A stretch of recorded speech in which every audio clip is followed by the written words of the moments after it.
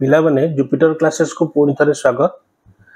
आज आम जेतक गद्य अच्छी साहित्य सिंधु बहिर दशम श्रेणी बहिर गद्य गुड़िक अच्छी तार सारांश गुड़िक आम डिस्कसन करवा। सारांश गुड़िक डिस्कसन करदे कौन हम तुम ऑलरेडी पढ़ीच विषयटी पढ़ीच से गुड़िक कौन हम तुम मुंडे रही शॉर्ट क्वेश्चन आसू लंग क्वेश्चन आसू कि सरलार्थ भी आसू तुम मुंडे फिक्स हो रही जे सारांशटा पढ़ीदे थे विषय कौन जो कौन क्वेश्चन आसिले भी तुम अटेम्प्ट कर। ठीक अच्छे। प्रथम विषयटी हूँ जन्मभूमि। लेखक डॉक्टर कृष्णचंद्र पाणिग्राही। विषयर संपूर्ण अर्थ लेखक एठारे निज जन्मभूमि विशाल पृथ्वी विशाल एशिया महादेश विशाल भारतवर्ष ओडिशा देश बा निज पल्लीग्राम को कहिबे बोली निजको प्रश्न पचारि चंती। लेखक एठी सब विशाल पृथ्वी विशाल एशिया महादेश विशाल भारतवर्ष कि ओडिशा देश कि निज ग्राम को निज पल्लीग्राम को क्या निजर जन्मभूमि बोली कहिबे बोली निजको क्वेश्चन पचारि चंती।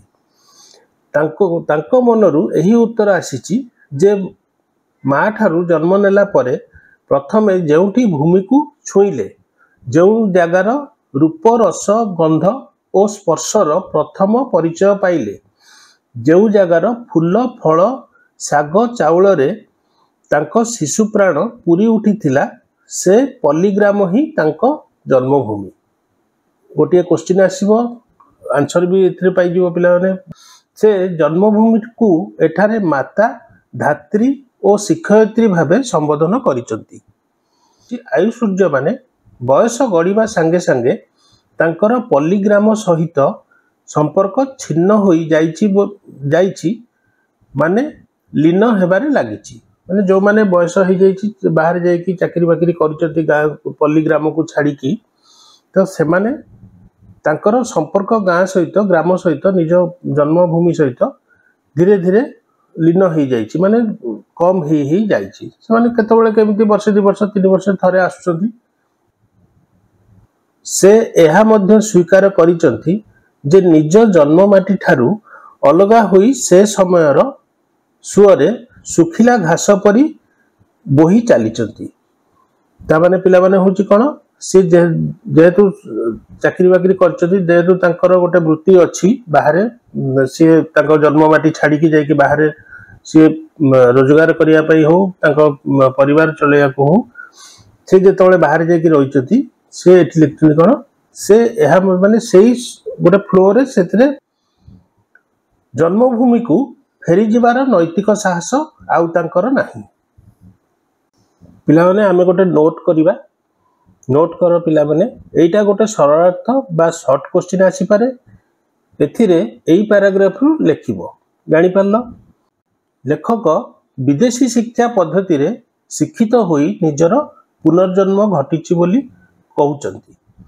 सबु परे मध्य राशि राशि शालतरु मध्यरे तटिनी बेष्टित भंजकीर्ति किरीटिनी जन्मभूमिर शोभा आखि आगरे भासी गले मध्य लेखक जन्ममाटी को फेरी जिबा पाई साहस जुटाई पारु नाहंती। बुझिहला पिला माने लेखक ए पर्यंत जहाँ दर्शाइबाकू चाहिचंती ताहा तांकर व्यक्तिगत समस्या नुहे बरं शिक्षित समाज भितरे आसुथिबा प्रत्येक मनुष्यर समस्या। कहिबाकू गले यह सामाजिक व्यवस्था रे गणा गलानी। एठारे लेखक केतोटी दिग उपरे दृष्टि देइचंती लक्ष्य करिबा। धर्मांतीकरण परे व्यक्तिर मानविकता धर्म आखरे जेपरी बलि पड़ी जाए बरं एवं से निजर असली स्वरूप को बदलाई दिए से माने निज जन्ममाटी को मध्य अस्वीकार करती। ठीक सही भली किछि शिक्षित श्रेणीर व्यक्ति एही शिक्षा व्यवस्था पाखरे निज मानविकता को बलि पकाई दियंती। शिक्षा सरिबा सहित सेमानकर एक नूतन स्वरूप बाहरी थाए। लेखक ताहाकू पुनर्जन्म कहिचंती। सेतबेले पल्लीग्राम को फेरी आसिबा चिंता निहाती अर्थहीन मने हुए। गाँ लोक मानक मध्यरे जाति धर्म निर्विशेष एक पारिवारिक संपर्क रही थाए। किए भाई किए भौणी किए कका खुड़ी भाव समस्ते समस्त सहित परिचित। लेखक ए प्रकार संपर्क बहु दूर रे से सबु संपर्क तांको पई पर होई गलानी। सार माउसीर उदाहरण देई लेखक कहिचंती जे आगरू तू ओ बापा बोली ममता भरा स्वर रे डाकुथिबा सार माउसी एबे दूरता रखी बाबू बोली डाकुचंती कि डाकुची। गोविंद भाई तार छोट कुड़िया रे निजर अकर्मा ओ अविवाहित जीवन काटी चली। आगरू सेई कुड़िया रे मनबोध चौतीसा शुणाउथिबा गोविंद भाई एबे आउ सही परी नाही। पिला माने बुझी पारुछ। गाँ रे थिबा शिशु माने लेखकों को चिन्हती नाही, कने लेखकों जीवा आसवा गाँ को बहुत कम। पिला माने जो नवजात पिला माने अछंती छोट छोट पिला माने से माने चिन्हि पार ना तांको। गाँ रो युवा गोष्ठी जेउ माने चाकरी न पाई जन्मभूमि छाड़ी नाहंती से माने राजनीतिर शरण पशिचंती। विभिन्न राजनैतिक मतवाद नहीं एमाने निजकू कांग्रेसी गणतंत्री कम्युनिस्ट और सोशलिस्ट बोली कही थांती। सेमानंकर मानसिक परिवर्तन एपरी घटी थाए सेमाने पुष्पित पलाश बनरे विद्रोहर बन्ही देखंती, स्थल पद्मरे आहबर रक्त देखी पारंती ओ आनंद कृष्णचूड़ारे अनागत जुगर रक्त केतन। ता माने सेमाने प्रकृतिर शोभा को उपभोग करि पारंती नाही।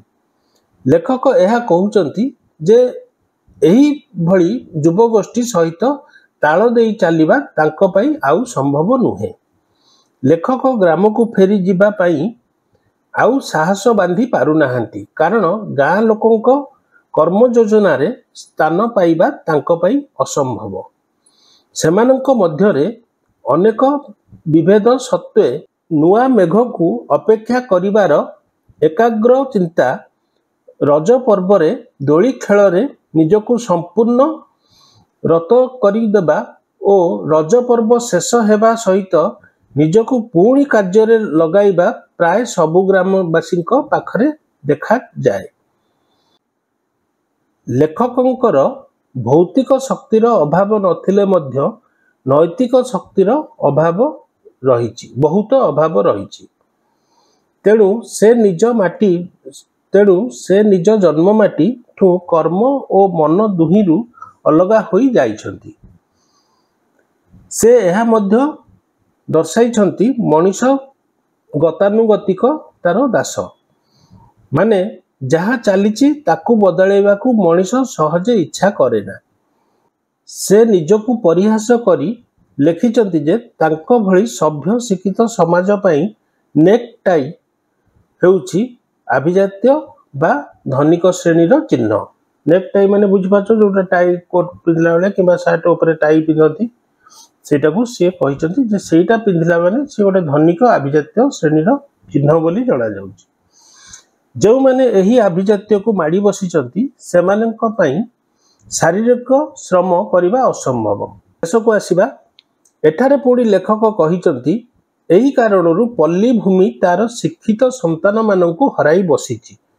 जो माने पिला दिने गाँ रे उदाहरण थिले कारण सेमाने कोनोसी कारणरू अन्य मानंक ठारू बारी हेई पडुथिले, सेमाने समय चक्र रे ग्राम भूमि ठारू दूरेई जाइछंती। एठारे लेखक एक सुंदर उदाहरण देइछंती। कृष्ण मध्य 3 दिन कथा देई मथुरा को सबुदिन पई चली गले।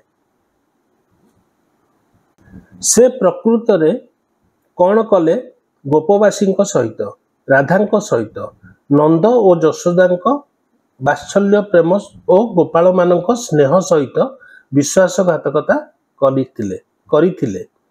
तांको भली जुग पुरुषंकु मध्य एहार दंड भोगिबाकू पड़िथिला। शेषरे श्रीकृष्ण को अभिशाप लागिला परी तांको पादरे शराघात होई से प्राणत्याग कले। यह तांको कर्मर परिणाम थिला।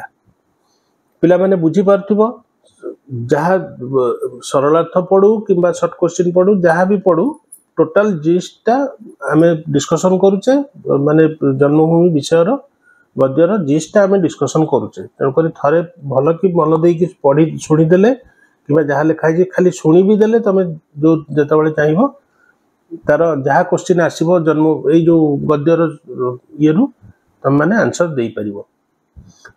तांकर एही अमर गाथारू आज मनीषर शिखिबार अछि।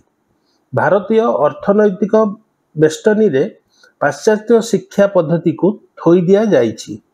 एणु निहाती जो माने एही शिक्षा पद्धति रे शिक्षित वर्ग से माने पाश्चात्य ढंगरे जीवन काटिबा को प्राधान्य देइथांती।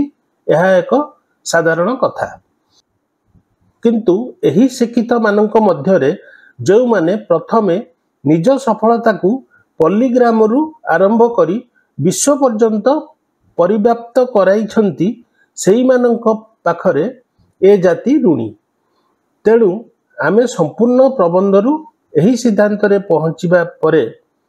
पहुंची पारिबा जे भल विश्ववासी हेबाकू हेले प्रथमे भल ग्रामवासी हेबाकू पड़िबो। निज महानता प्रथमे निज जन्ममाटी रे सिद्ध करने को हेबो। ठीक अच्छे पिला माने यह थिला हमर जन्ममाटी गद्यर सारांश बा जिस्ट ताको आमे डिस्कशन कले भल भल भाव में पिला माने ताको मन दे शुणीदेव। पुणी जीवा नेक्स्ट गद्य को पिला माने एबे आमे आसीबा नेक्स्ट गद्य को। गद्यर ना होची सभ्यता और विज्ञान। लेखक बंशीधर सामंतराय। एही प्रबंध रे मानव सभ्यतार विकास क्रम रे विज्ञानर अवदान संपर्क रे प्राबंधिक निजर मौलिक चिंताधारा को व्यक्त करिसंती। समाज रे मानव वैषयिक शारीरिक मानसिक और नैतिक उन्नतिर सहित जो ज्ञान साधन करिथाए ताहाकू सभ्यता कहा जाए। बुझीगला पिला माने एटा गोटे शॉर्ट क्वेश्चन भी आसी पारे।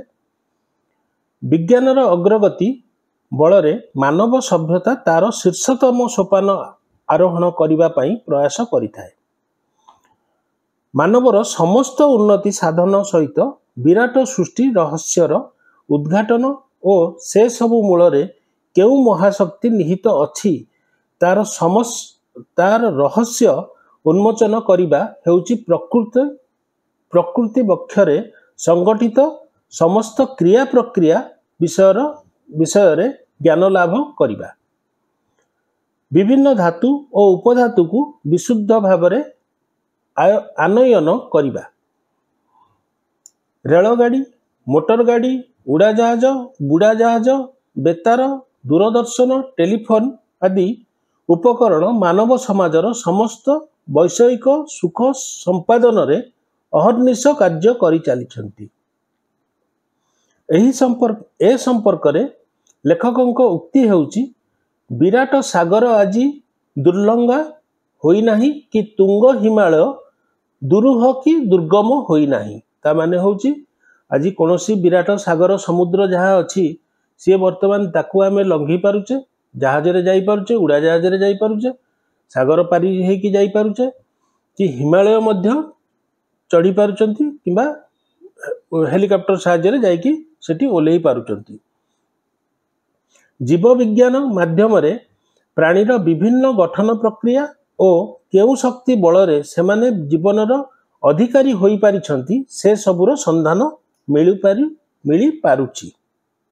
विभिन्न ग्रह तारा और उपग्रह गुड़िक विषय रे महाकाश संपर्क रे अनेक तथ्य ग्रहण करी हेउची।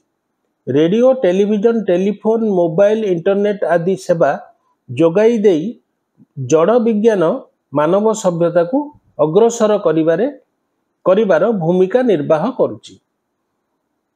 विराट सागर को लंघन करिबारे और उत्तुंग हिमालय शीर्ष रे पहुँचीबारे जड़ विज्ञानर ଦାନ ସର୍ବାଧିକ। ବାସ୍ତବରେ ଦିନେ ଯାହା ମଣିଷ ପାଇଁ ସ୍ୱପ୍ନ ଓ କଳ୍ପନାର ବସ୍ତୁ ହୋଇ ରହିଥିଲା, ଆଜି ଜଡ଼ ବିଜ୍ଞାନ ତାହାକୁ ବାସ୍ତବତାରେ ପରିଣତ କରିଦେଇଛି। ଜଡ଼ ବିଜ୍ଞାନ ପରି ଜୀବ ବିଜ୍ଞାନକୁ ମଧ୍ୟ ଦୁଇଟି ଭାଗରେ ବିଭକ୍ତ କରାଯାଇଛି। ସେଗୁଡ଼ିକ ହେଲା ପ୍ରାଣୀ ବିଜ୍ଞାନ ଓ ଉଦ୍ଭିଦ ବିଜ୍ଞାନ। ଜୀବ ବିଜ୍ଞାନରେ ପ୍ରାଣୀର ବିଭିନ୍ନ ଗଠନ ପ୍ରକ୍ରିୟା ଓ କେଉଁ ଶକ୍ତି ବଳରେ ସେମାନେ ଜୀବନର ଅଧିକାରୀ ହୋଇପାରିଛନ୍ତି ତାହା ସାଧନ କରାଯାଏ। ଏହାଛଡ଼ା ଭିନ୍ନ ଭିନ୍ନ ପ୍ରଣାଳୀର ସଂଶ୍ଳେଷଣ ବଳରେ ଜୀବଜଗତର ବିଭିନ୍ନ ସମସ୍ୟା ନିରୂପିତ ହେବାର ପ୍ରୟାସ ସହଜ ହୋଇପାରୁଛି। ଅଧୁନାତନ ସମୟ ସୁଦ୍ଧା ବୈଜ୍ଞାନିକମାନେ ଜୀବନ୍ତ ପଦାର୍ଥ ସୃଷ୍ଟି କରି ପାରିନଥିଲେ ମଧ୍ୟ ଭବିଷ୍ୟତରେ ଏହା ସୃଷ୍ଟି କରିବାରେ ଯେ କ୍ଷମତା ହାସଲ କରିପାରିବେ ସେ ସମ୍ଭାବନାକୁ ଅସ୍ୱୀକାର କରାଯାଇ ନପାରେ। ବୁଝିହେଲା ପିଲାମାନେ? ଜୀବବିଜ୍ଞାନ ବଳରେ ବୈଜ୍ଞାନିକମାନେ ଆଣବିକ ଜୀବନ୍ତ ପଦାର୍ଥ ଠାରୁ ଆରମ୍ଭ କରି ବିଶାଳକାୟ ହସ୍ତୀ, ତିମି ଓ ବଟବୃକ୍ଷ ପର୍ଯ୍ୟନ୍ତ ସବୁ ପ୍ରକାର ବିଶ୍ଳେଷଣ ଜରିଆରେ ବିଭିନ୍ନ ପ୍ରକାର ପ୍ରକ୍ରିୟା ସମସ୍ୟା ସମାଧାନରେ ଅନେକ ସଫଳତା ହାସଲ କରିପାରିଛନ୍ତି। ଜୀବବିଜ୍ଞାନର ଗବେଷଣା ଫଳରେ ମାନବ ବୈଷୟିକ, ମାନସିକ ଓ ଶାରୀରିକ ଉନ୍ନତିର ଅନେକ ସଫଳତାକୁ ହାସଲ କରିବା ସହିତ ବିଭିନ୍ନ ରୋଗ କବଳରୁ ମୁକ୍ତି ଲାଭ କରିବାରେ ସଫଳ ପାଇପାରିଛି। ବିଶେଷ ଭାବେ କୃଷିର ଅଭିବୃଦ୍ଧିରେ ଏହାର ଦାନ ସର୍ବାଧିକ ବୋଲି ବିଚାର କରାଯାଇପାରେ। ସେ ସମସ୍ତ ଆଲୋଚନା ଓ ପର୍ଯ୍ୟାଲୋଚନା କଲେ ସ୍ପଷ୍ଟ ହୁଏ ଯେ ବିଜ୍ଞାନ ଆଜି ଆଶାତୀତ ଭାବରେ ମାନବ ସମାଜର ବିଭିନ୍ନ ସଭ୍ୟତାର ଅନ୍ୱେଷଣରେ ପଥପ୍ରଦର୍ଶକର ଭୂମିକା ନିର୍ବାହ କରିଆସିଛି। ବିଜ୍ଞାନର ଅଗ୍ରଗତିରେ ମାନବ ସଭ୍ୟତା ତାର ସର୍ବାଙ୍ଗୀନ ଜ୍ଞାନ ଓ ଉନ୍ନତି ଲାଭ କରି ଶୀର୍ଷରେ ପହଞ୍ଚି ପାରିବ ବୋଲି ପ୍ରାବନ୍ଧିକ ଆଶାବ୍ୟକ୍ତ କରିଛନ୍ତି। ସେଥିପାଇଁ ସଭ୍ୟତାର ବିପକ୍ଷବାଦୀମାନଙ୍କ ବିଜ୍ଞାନ ବିରୋଧୀ ଚିନ୍ତାଧାରାକୁ ସେ ନମ୍ରତାର ସହ ପ୍ରତ୍ୟାଖ୍ୟାନ କରିବା ସହିତ ନିଜସ୍ୱ ଯୁକ୍ତିକୁ ଉପସ୍ଥାପନ କରିବାରେ ସଫଳତା ଅର୍ଜନ କରିପାରିଛନ୍ତି। ବୁଝିହେଉଛି ପିଲାମାନେ? ପୁଣି ଆଗକୁ ବଢ଼ିବା। ଟଏନବିଙ୍କ ଭାଷାରେ ସଭ୍ୟତା ଏକ ପ୍ରବହମାନ ସ୍ରୋତ, ନଈକେ ବାଙ୍କ ଦେଶକେ ଫାଙ୍କ ପରି ଭିନ୍ନ ଭିନ୍ନ ସମୟରେ ତାର ସ୍ୱରୂପରେ ଆସିଥାଏ ପରିବର୍ତ୍ତନ। ବିଶେଷ ଭାବରେ ମାନବ ଯେଉଁ ବୈଷୟିକ, ଶାରୀରିକ, ମାନସିକ ଓ ନୈତିକ ଉନ୍ନତି ସାଧନ କରିଥାଏ ତାକୁ ସଭ୍ୟତା କୁହାଯାଏ। ପ୍ରାଚୀନ ଗ୍ରୀକ ସଭ୍ୟତାକୁ ଅନ୍ୱେଷଣ କଲେ ଜଣାଯାଏ ଯେ ସମସ୍ତ ପ୍ରକାରର ବୈଷୟିକ ଉନ୍ନତି ସେହି ସଭ୍ୟତାର ଆଦର୍ଶ ଥିଲା। ଏହି ଦୃଷ୍ଟିରୁ ଦେଖିଲେ ପ୍ରାଚୀନ ଭାରତର ସଭ୍ୟତାର ଆଦର୍ଶ ସମ୍ପୂର୍ଣ୍ଣ ଭିନ୍ନ ଥିଲା। ଭାରତୀୟ ସଭ୍ୟତା ତ୍ୟାଗ ଓ ଆତ୍ମସଂଯମକୁ ଗୁରୁତ୍ୱ ଦେଇ ବୈଷୟିକ ବିଷୟକୁ ବିପଦର କାରଣ ବୋଲି ମନେ କରୁଥିଲା।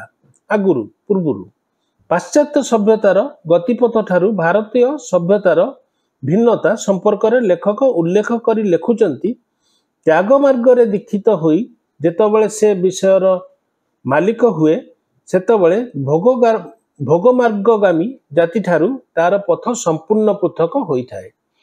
ଅତୀତରେ ଦେଖାଯାଇଛି ପ୍ରାଚୀନ ଗ୍ରୀକ ଓ ମିଶର ଦେଶର ସଭ୍ୟତା ବିଶେଷତଃ ବୈଷୟିକ ଉନ୍ନତି ଉପରେ ଗୁରୁତ୍ୱାରୋପ କରିଛନ୍ତି, କିନ୍ତୁ ଭାରତରେ ବୈଷୟିକ ଉନ୍ନତି ଉପରେ ଏତେଟା ଗୁରୁତ୍ୱ ନଥିଲା। ଭାରତର ବୈଶିଷ୍ଟ୍ୟ ଆଧ୍ୟାତ୍ମିକତା ଉପରେ ପର୍ଯ୍ୟବେସିତ ଥିଲାବେଳେ ପାଶ୍ଚାତ୍ୟ ସଭ୍ୟତାର ଆଦର୍ଶ ଥିଲା ବସ୍ତୁ କେନ୍ଦ୍ରିକତା। ଆଧ୍ୟାତ୍ମିକତାକୁ ଉଚ୍ଚ ଆସନ ଦେଇ ମାନସିକ ଓ ନୈତିକତାର ଉନ୍ନତି ପାଇଁ ଭାରତୀୟ ସଭ୍ୟତା ଥିଲା ଚିର ଉନ୍ମୁଖ। ଶିକ୍ଷା, ସଂଯମ ଓ ବ୍ରହ୍ମଚର୍ଯ୍ୟ ମାଧ୍ୟମରେ ଭାରତୀୟ ସଭ୍ୟତା ଉନ୍ନତି ପଥରେ ଅଗ୍ରଗତି କରିପାରିଥିଲା। ଶେଷରେ ଏତିକି କୁହାଯାଇପାରେ ଯେ ବିଭିନ୍ନ ଜାତିର ସଭ୍ୟତାର आदर्श जहाँ हेउना कहीं वर्तमान सारा विश्व सभ्यतार आदर्श हेउची मानव जातिर सर्वांगीन उन्नति साधन करवा। पिला माने आज यही वीडियो रे आमे यही दुईटी गद्यर जिस्ट आमे डिस्कशन कले सारांश डिस्कशन कले। नेक्स्ट वीडियो रे पार्ट 2 रे आरो नेक्स्ट जो गद्य अच्छी से सब को आमे डिस्कशन करवा। पिला माने चैनल टी को लाइक करंतु सब्सक्राइब करंतु निहाती सांगसाथी जो माने सीबीएसई बोर्ड दउचंती से माने को त माने शेयर करि परिबो। आ गोटे कथा होची पिला माने जा भी हले सब्सक्राइब करंतु आगामी ओडिया एग्जाम पर्यंत बहुत वीडियो आसीबो रचना पत्र लिखन सबु आमे कवर करिया को चेष्टा करिबो। धन्यवाद।